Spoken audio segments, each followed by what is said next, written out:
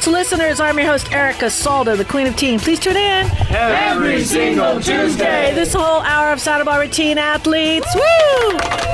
And we're talking all athletes. Good morning. May is here. First week of May. I love first week of May because first week of May we have our college coach, Rya Carpinter, is in the house. Woo! Right. Hello, everybody. Dr. Amy took a week off last week. We allowed that. Okay. But she's back today. I'm excited about that. Christine Marie with her take on her take on life, a view from the deck. I love that. Don Sanders, our producer, Richard Dugan. Of course, we have our teen king in the house from SM, Shakir Ahmad.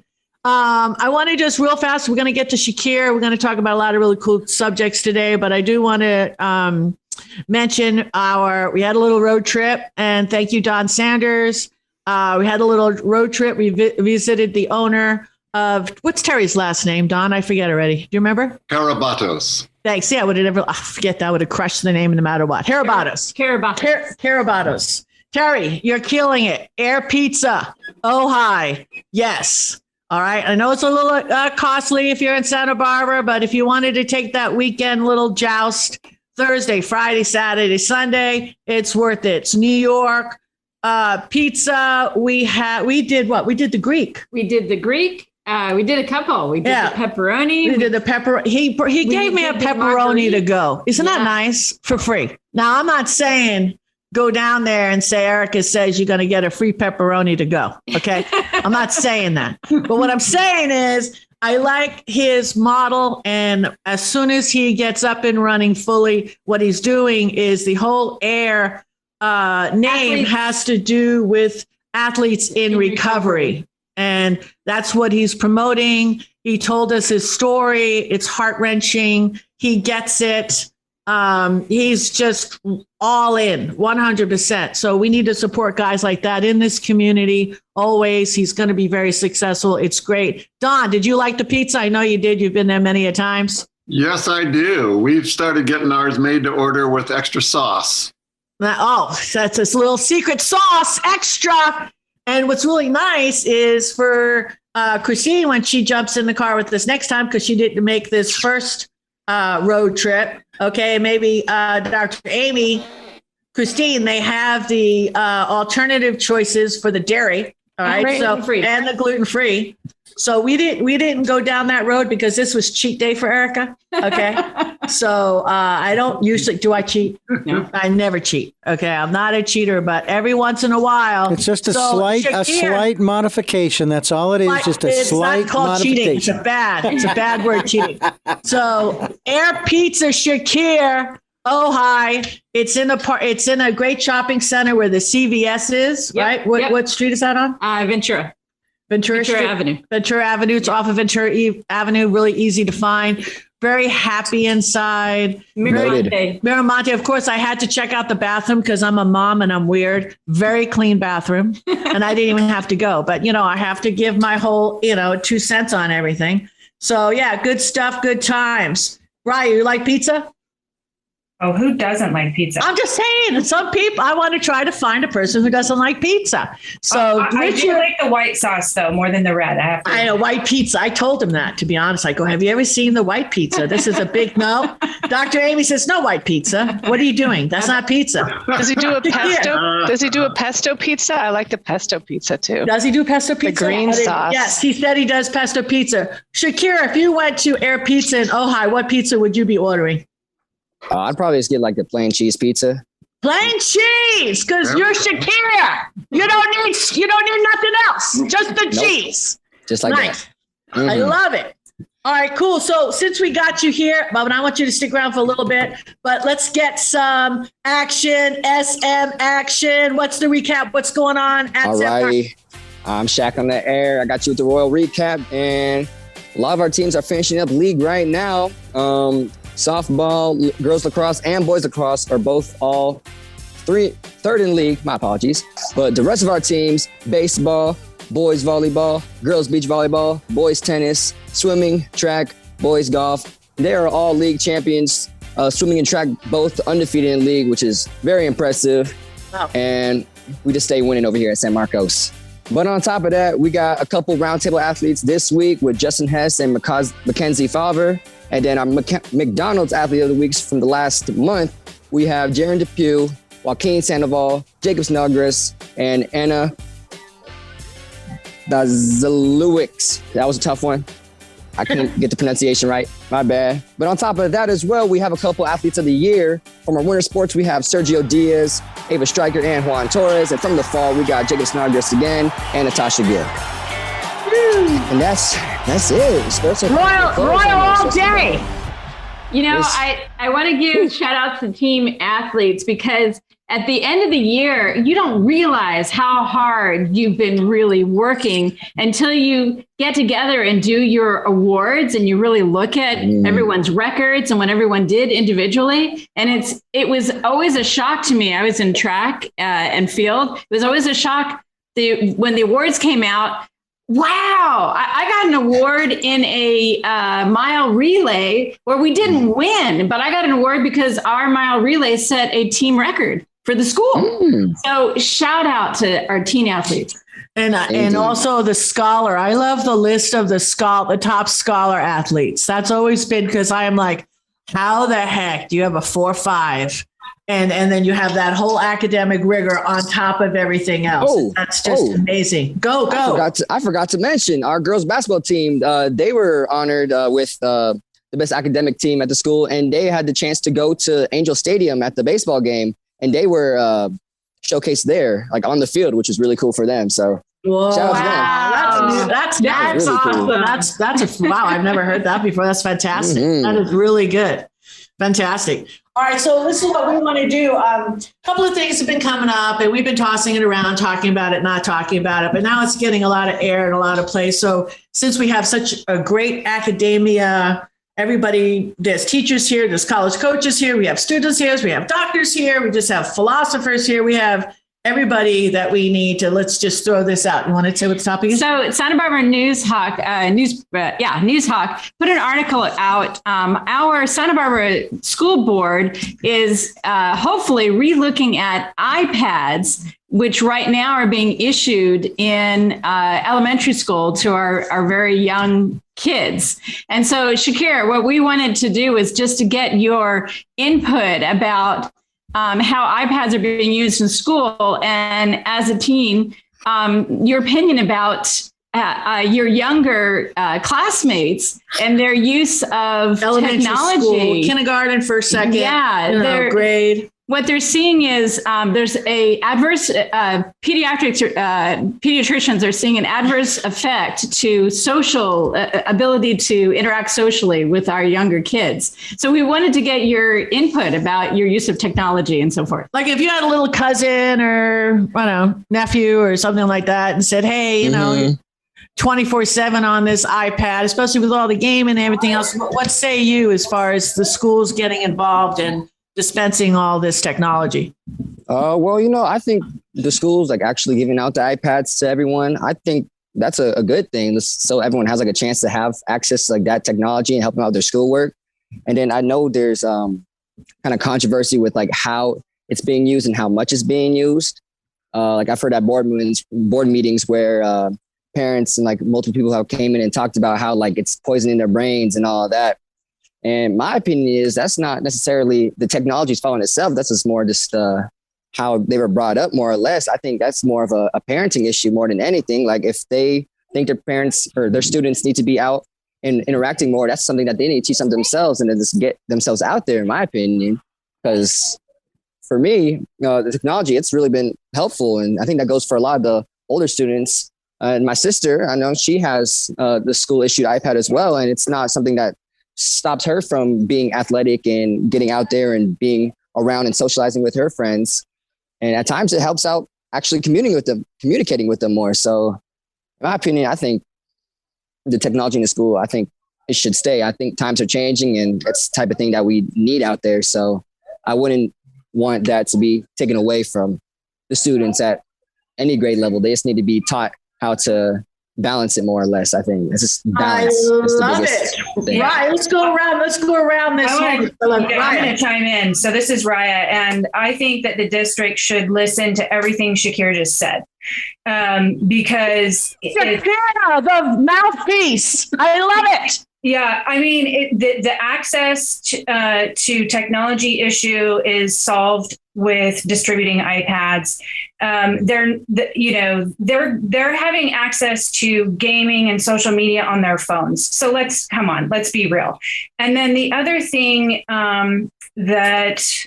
oh my gosh, my brain just left me. But I just want to say that he hit the nail on the head with every point. It is hugely beneficial. Oh, I remember what I was going to say.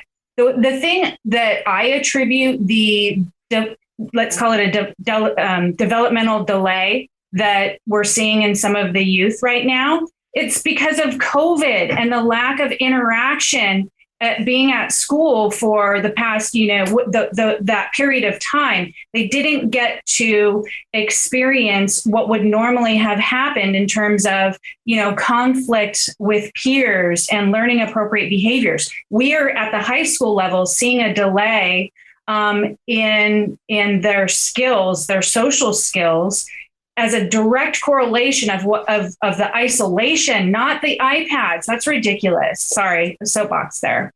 No worries, no soapbox. All right, we've got a couple of. You know what I want to do? Let's go to break, and then I want to hear from the rest of the crew. All right, this is Erica Salda, the Queen of Teen. Good topics. Fill up your coffee. Be back with more after these messages.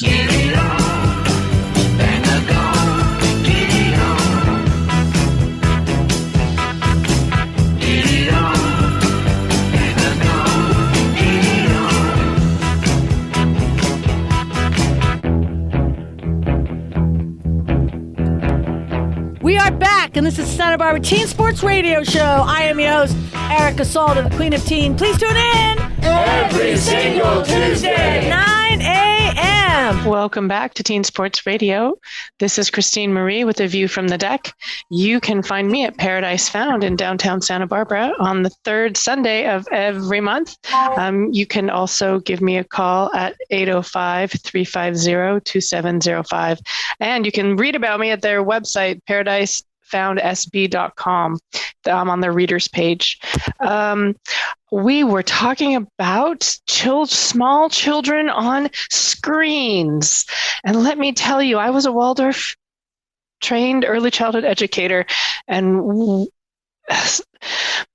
the philosophy behind that is that screens, in a sense, can almost steal a child's imagination, and that children, when they're in the first really 7 years of life, need to experience the world around them and come into the world around them and have experiential play and connection and all these things. And that's actually myelinating their brain and really helping them orient into the world. And only after there's been a certain amount of really interaction with the world and human beings and everything around them sensorially, then are they ready to go on to the aspect of where their brains are ready to go into a sort of, what do you want to call that? I can't think of the word. My brain's not working right now, but tangential, or where you're not in the inconcrete. Right. And that's where you go with the screens, into the inconcrete, into the intellect. And really the small children, they're there to be in their bodies. Their organs are still growing. All of these things are still happening. The first 7 years, we're still completing our organ growth. And the most important thing is to have social interaction and human interaction and world interaction and nature interaction. Those things are so hugely important. That's my soapbox. I love it. It's Dominique Hackett. As a mom of 5 kids, I, with my 5 kids, kicked them outside to play. And part of, in my humble opinion, all 5 of my children are all different. They all use technology. They love technology. We have debates about being addicted to computers and so forth as they were growing up. But this was my point, is as kids, the eye-to-eye contact with the adults in their arena. When we talk about it takes a village, we're really talking about eye contact. And that eye contact with other human beings is critically important for the development of the brain and the development of our social skills. Mm-hmm. And we know this because infants respond to faces. So the importance of having that human contact, I'm concerned that we as a society are allowing technology to babysit our children, and that we are going to reap the effect of having generations of human beings that don't have that real natural empathy and social skills that develop from an early age. Okay, that was heavy. Go. Don't you love this show? Seriously. We have this, but we all love each other. We all have lunch at the house every Thursday. It's like we respect everybody's opinion. I love it because it really is a slight, everybody here really does represent this county, because if you're going anywhere else and you'll get different points of view, right? I love it. I just love it. So yeah, there's a lot to consider. Don Sanders has an opinion. I represent Ventura County as well. and so when my mom would break my TV addiction, we didn't have all these other distractions when I was growing up. Somewhere around noontime, she'd say, turn off that television and go outside. And so, modern technology is great. I think we can all agree that it's nice to be able to look up something on your search engine rather than struggle with a stack of encyclopedias that are 20 years old. But we also need to be 100% responsible for how we use this technology.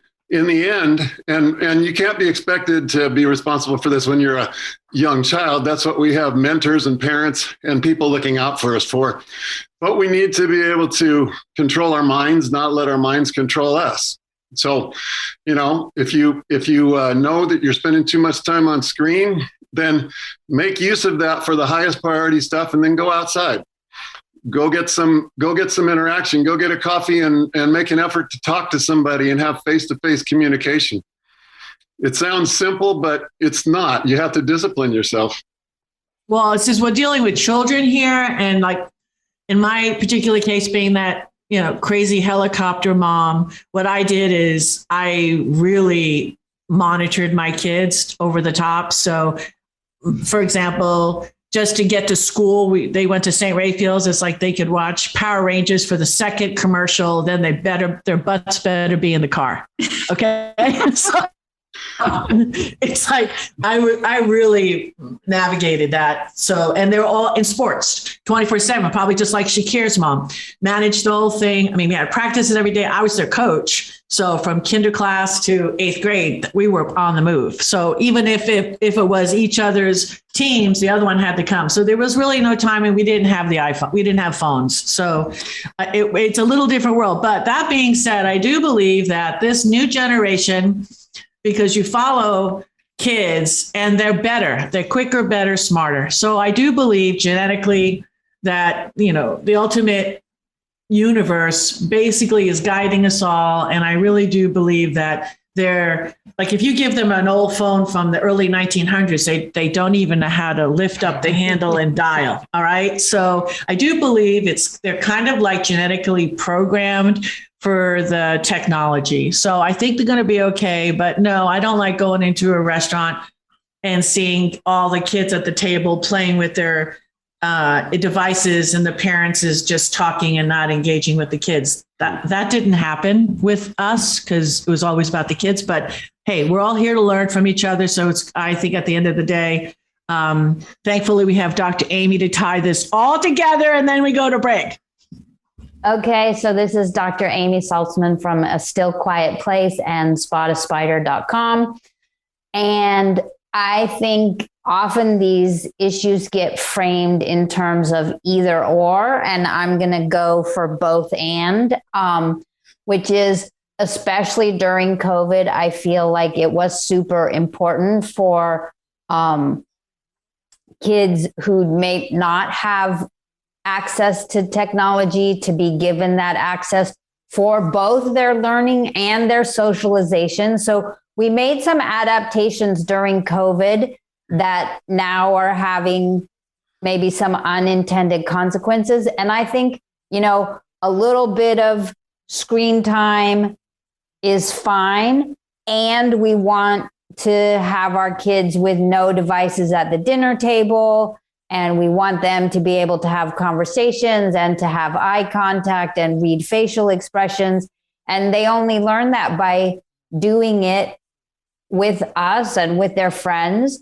So I think as long as we're balanced and we're using our wisdom and the technology is being used for learning and some socialization as it was during COVID, then that's fine. I think the biggest issue is when kids are sitting on the couch and immersed in the screen and not having interaction with others, not having time to just reflect and look inward to be themselves, and not being out in nature and moving their bodies. That's where it becomes problematic.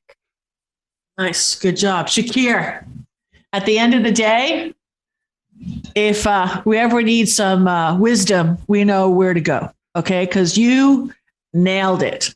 I really do. I believe it's parental. You are correct. I think you're 100% spot on. It really does go with the family and how they have to navigate it all at the end of the day. Shakir.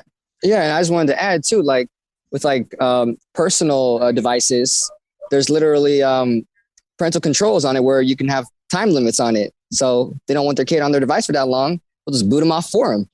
And then if it was really an issue with like the school technology and all that, just watch your child. And if they're not doing schoolwork on their iPad anymore, just be like, all right, put it down, go outside, touch some grass, something. Right. Is that what your parents do, Shakir? Oh, well, I mean, I'm at the point where I'm conditioned to already just go outside. But what did they do athletic early? Because they obviously instilled some healthy attitudes about this. Well, I mean, me, I didn't get like a phone until like the 6th grade. And my sister, on the other hand, she got it like 2nd, 3rd grade, something like that.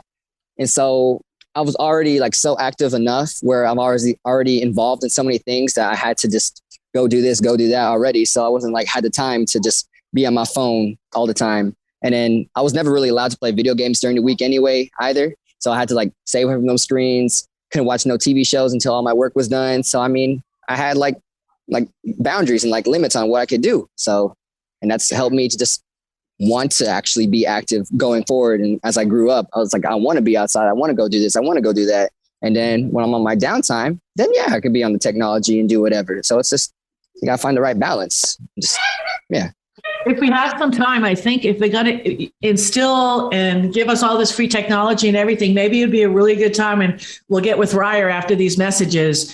Let's talk about maybe flipping the way we approach school and learning and not have any homework.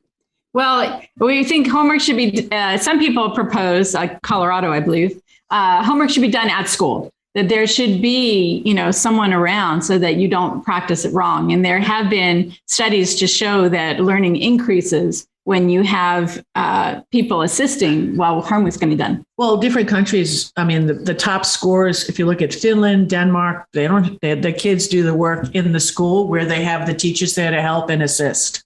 Right. So, and then they have after school programs. It's all about community.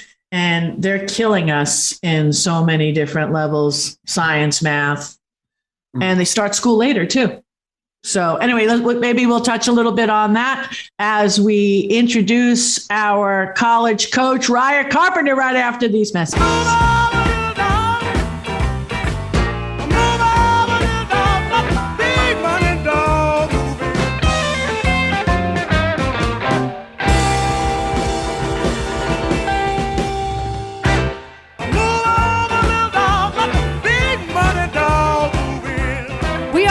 And this is Santa Barbara Teen Sports Radio Show. I am your host, Erica Salter, the Queen of Teen. Please tune in every single Tuesday, 9 a.m. Good morning to Teen Sports Radio. Welcome back. This is Dominique Hackett with Santa Barbara Wellness Center.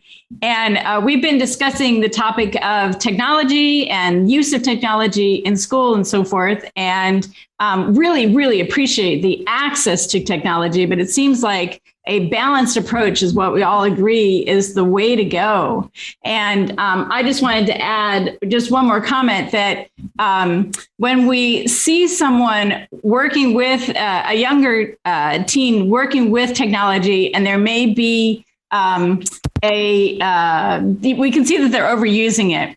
I want to encourage everyone to have patience with that, because there is a dopamine effect that we get when we use technology. We get in our brain, we get this positive feedback.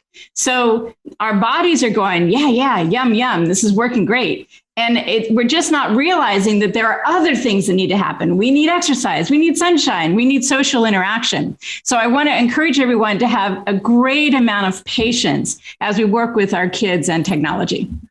That's really well said, because you try to take away that little device at certain times, you might get, a little bit of resistance. You understand what I'm saying? So, just keep smiling, as they say, and maybe introduce something else that needs to be done, like maybe mowing the lawn. You'll figure it out. All right. Have patience. But what I want to do is, because of this big transfer of technology that's occurring, maybe the school systems and the educational boards can look at the way we're actually educating our kids. We've started off for, say, maybe 300,000-400,000 kids participating in the homeschooling, and now it's in the millions. So I know I have a lot of friends that have actually left school and now doing the homeschooling, and it does seem a lot easier and a lot less stress. Not that the children don't have work to do at home, but all the homework and everything is done in that homeschool environment, because they're clubbing it, grouping it. It's not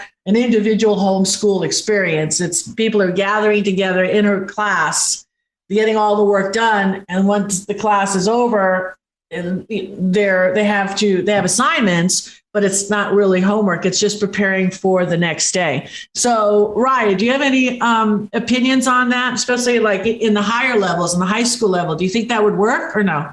I mean, I think it's definitely worth investigating. But the thing that I get hung up on is the preparation for the style of education at most of the colleges and universities in the United States, at least, where it's test, final, and you're on your own to assign yourself homework.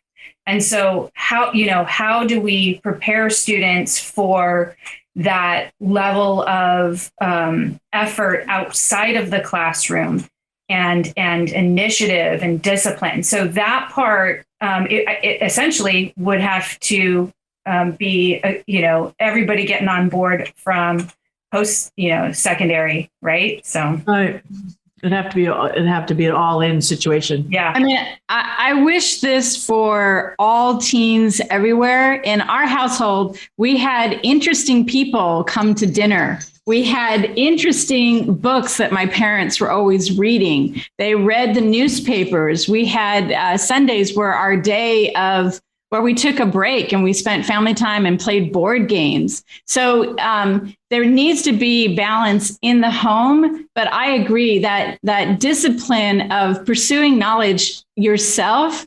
I was given Ben Franklin's autobiography to read when I was a kid.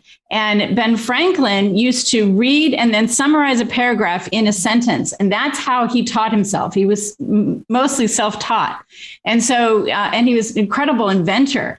So instilling that discipline to pursue wisdom and knowledge on our own is what makes us successful in college. And I agree that that's something that, if it can't be passed on by our parents, we have to pick it up from our school. And at the end of the day, the root of it is the wanting to learn. Because if a person is hungry for the knowledge, they're going to be very successful at the end of the day. If your story is, trying to make mommy happy, or I wish I was working, and if you have all these distracting thoughts and your mind just goes over and over and over and keeps telling you that story, no, then you're not going to be successful, and you're going to be in that large percentage of the first year that doesn't want to participate in the system because you're burnt out or whatever the reason is. So I say to everybody, listen to what your kids are saying. Don't put what you want for them on them, because it's like I've shared this story before with my youngest. I just dreamt of him going to Westmont. Just dreamt of it. I was so excited to start going to games, started taking him to the baseball games when he was in high school. I just envisioned him being on that ball field. And it just brought me back all these memories. But no, it didn't go down that way. So I just really would encourage any parent, not to do that and listen to what, finally, when my son finally went, he goes, Mom, stop. I'm not going to Westmont. I'm like, oh. It was that one defining day.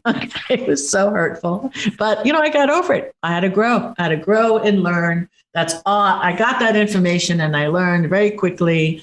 In about 3 days, I came out of my depression, and Ellen McKenzie helped me. Okay, my therapist. So it all works out. I really do recommend therapy if you're just not holding on. If you're holding on by a string, go find yourself somebody to talk to. Rya.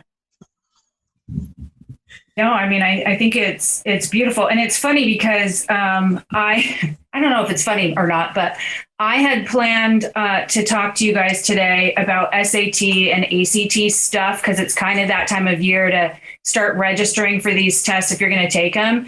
And it kind of depresses me that I am, bringing in this topic that frankly I wish would disappear, where we're having our kids robotically do some of this ridiculous stuff to create opportunities for themselves for college.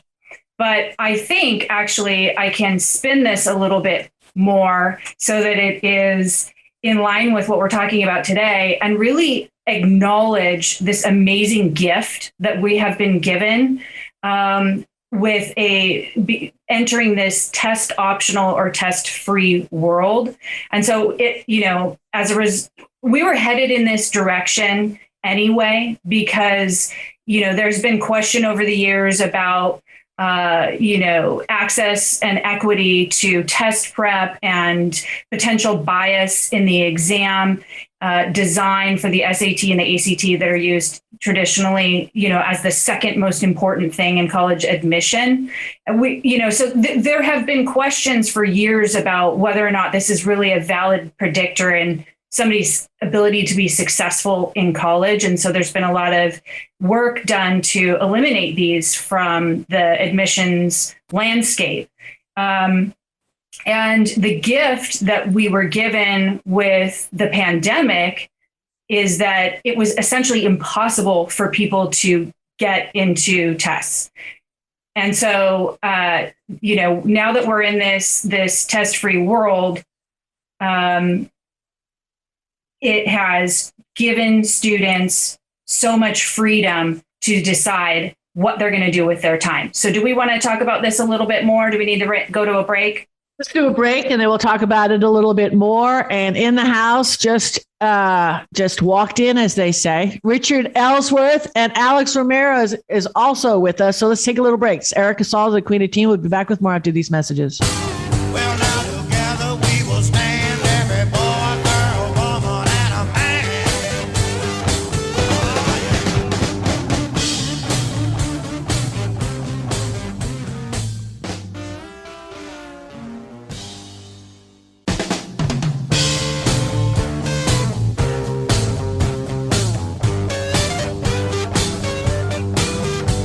Together we'll stand, divided we'll fall.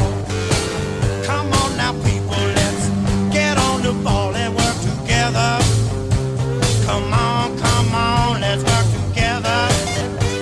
Now, people, because together we will stand, every boy, every girl, and a man. We are back, and this is Santa Barbara Teen Sports Radio Show. I am your host, Erica Salter, the Queen of Teen. Please tune in Every single Tuesday. 9 a.m. Welcome back to Teen Sports Radio. I'm Rya Carpinter with Balanced College Planning. You can find me at balancedcollegeplan.com. So just wrapping up this conversation about this test-free and test-optional world. It's important for people to understand that, especially in California, you do not have to take the SAT or the ACT for admission consideration at the Cal States and the UCs, and of course at our community colleges. So they are all test free, which means they will not look at scores, even if you send them. This is a wonderful gift. It frees you up. If you're only looking at UCs and Cal States or community college, it frees you up to spend time on things you actually care about, your athletic pursuits, your extracurricular pursuits, your academic pursuits. So please pay attention to the requirements that colleges have for admission consideration. You might be able to bypass these tests entirely. If you are in 11th grade, this is the time to be looking into that. You can go to fairtest.org to look up this information, or you can go to the college websites to look up the information. So I'm excited for students to be able to spend more time doing things that actually matter to them instead of engaging in test prep and test taking. That's great news. Wow, that's exciting. Fantastic. Now, you mentioned California just real quick. So if you wanted to go to New Hampshire, you have to check and ask them, because we don't know about the East Coast schools, right? Yeah, exactly. So there's two ways you can check on the policies for testing. You can go to the individual college website, or you can go to fairtest.org. If you see test optional as the policy, that means you can submit a score if it's competitive, or you can completely opt out if you don't have a competitive score. So again, we used to have students who would engage in test prep and spend thousands of dollars and really their stress level would go through the roof trying to get to that perfect score. Well, now you don't have to do that.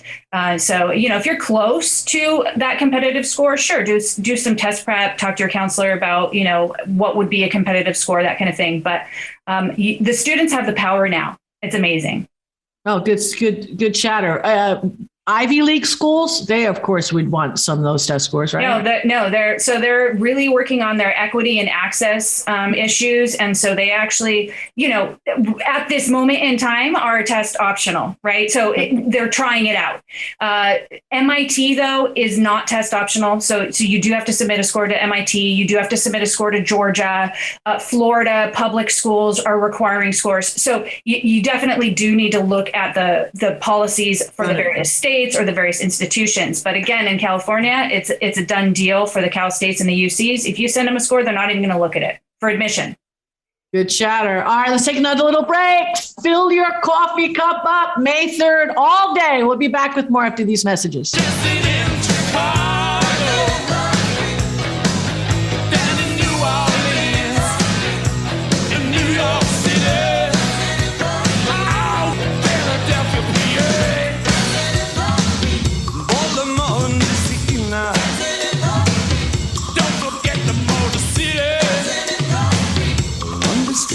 Brazil. Back in the USSR. We got another day, every day, dancing in the street. Crossing China too, me and you, dancing in the street.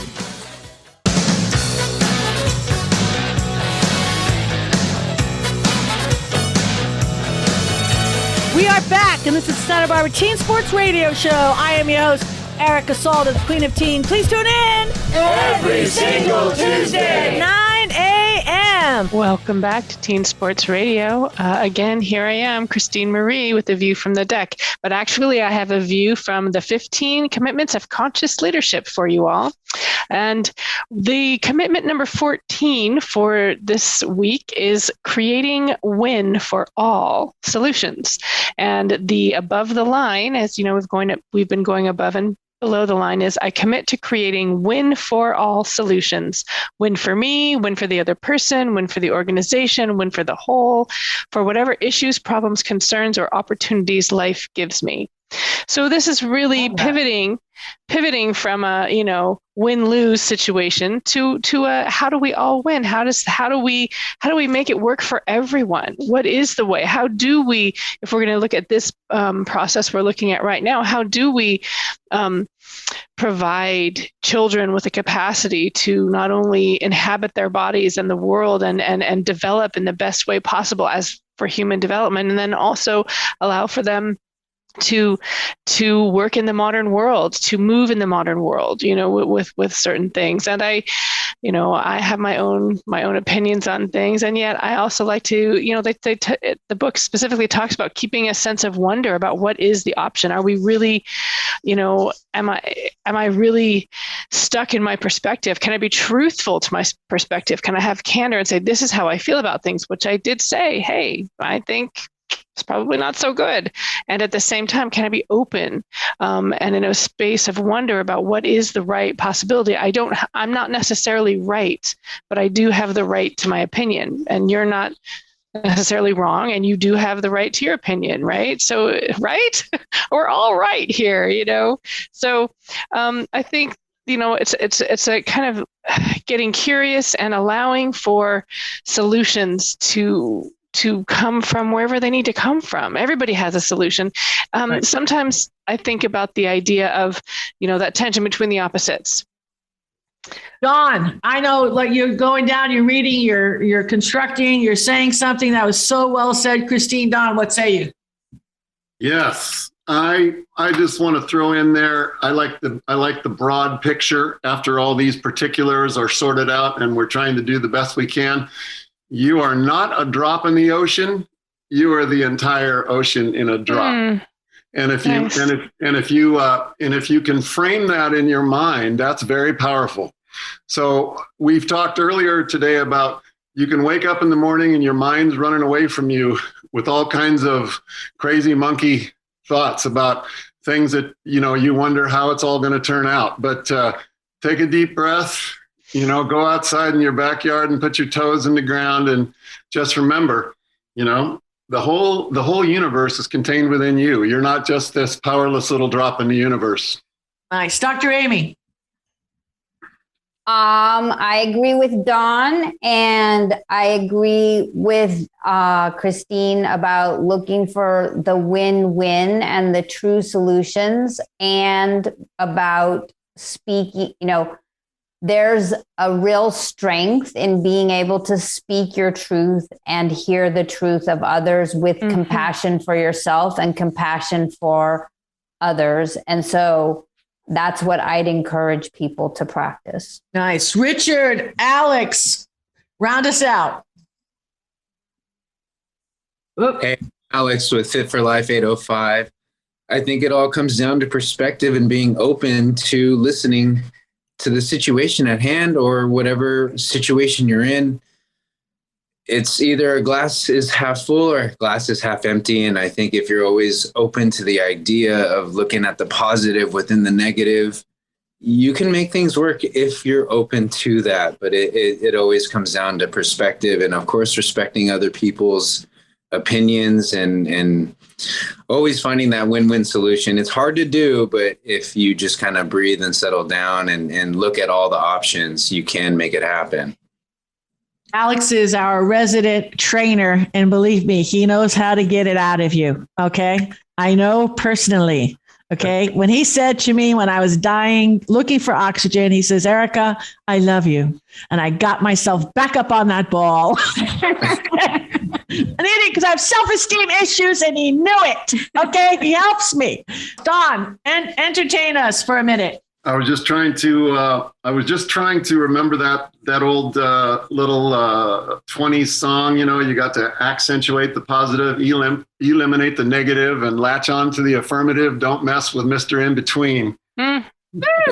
I love that. Oh my God.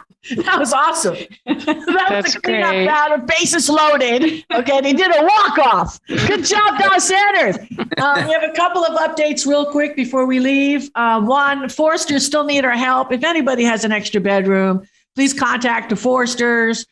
They've got like 10, 12 guys that they still need housing. That would require a commitment for the half of June, all of July. And if you could just do July, that's okay. But hey, let's help the Foresters bring home their 10th championship. And last but not least, we had a great meal. Dominique and I, we've done lunch and dinner. Check out the Timbers, okay, in Goleta. It's reopened. It's awesome. The owner's name is Gino. I'm very impressed. The staff is fabulous.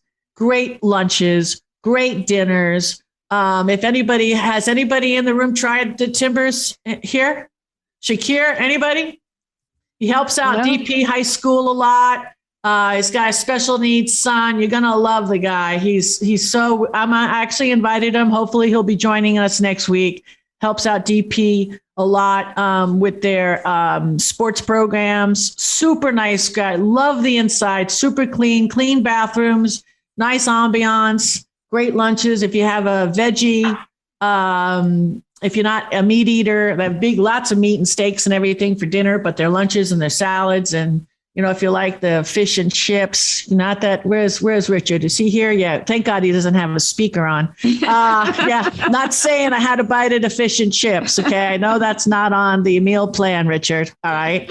But the food is excellent. So anybody else want to give a 10-second shout to a business they tried or a restaurant? I really want to support restaurants. So if anybody is eating out at a restaurant that just opened up in Santa Barbara, because, we had this massive wipeout of closures. So let's support the new ones that are opening. So nobody? Lilac Cafe actually expanded. Lilac Patisserie expanded. Nice. So, So let's check that out for next week. We got Timbers, Lilac Cafe. This is Erica Salda, the Queen of Teen. Keep smiling. God bless. See you next week. You're the best around. Nothing. You're the best around. Nothing's going